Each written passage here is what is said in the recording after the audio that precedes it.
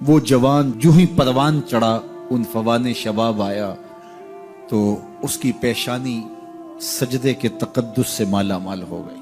اس کی آنکھوں میں حیا اور شرم کے پہرے آ گئے. اس کے خیالوں میں پاکیزگی آ گئی. اس کی زندگی کے شب و روز نیکی کے ماحول میں بسر ہونے لگے. اس کی راتیں ذکر الہی میں، تلاوت کلام مجید میں اور دن یاد الہی میں روزے سے گزرنے لگے.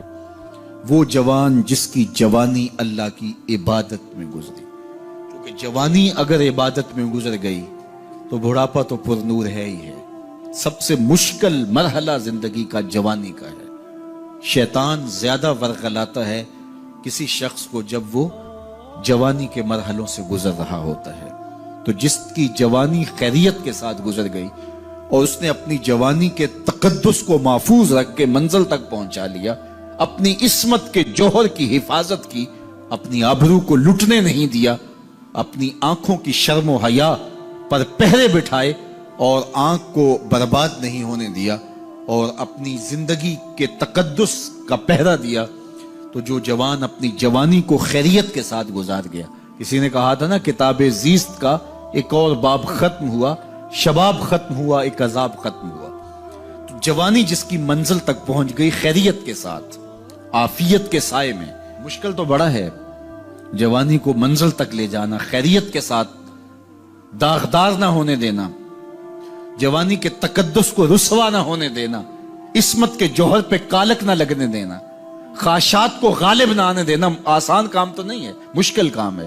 لیکن اگر کوئی مشکل کاٹ گیا، جوانی کے تھوڑے سے ایام میں گزار گیا، اللہ اکبر. حضرت شیخ ختلی کہتے ہیں، داتا گنج بخش علی حجویری علیہ رحمہ کے مرشد ہیں، الدنیا یوم ولنا فیہا صوم.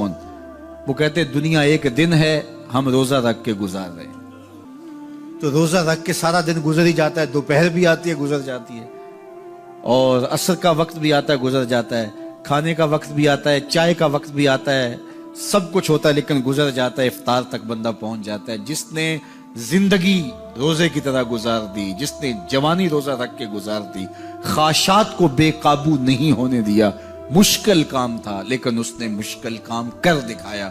اجر کتنا بڑا ہے، سنیے اللہ کے محبوب کی زبان سے سنیے. حضور نے ارشاد فرمایا جو سیدنا ابو ہریرہ کے ذریعے سے ہمارے تک پہنچا. فرمایا قیامت کے دن جب سورج کا رخ سیدھا ہوگا، زمین تانبے کی ہوگی، لوگ پسینے میں شرابور ہوں گے، کوئی ٹخنوں تک پسینے میں، کوئی گھٹنوں تک، کوئی کمر تک، کسی کو پسینے کی لگام دی جائے گی. اور وہ پسینہ ایسے نہیں ہوگا جس طرح یہ پسینہ ہے، اتنا گرم ہوگا. ابن رجب حنبلی کہتے ہیں اس پسینے کا ایک قطرہ اگر احد پہاڑ پہ ڈال دیا جائے تو وہ پگھل جائے، اتنا گرم ہوگا، بدبودار اتنا ہوگا. ایک قطرہ دنیا پہ ڈال دیا جائے، انسان کیا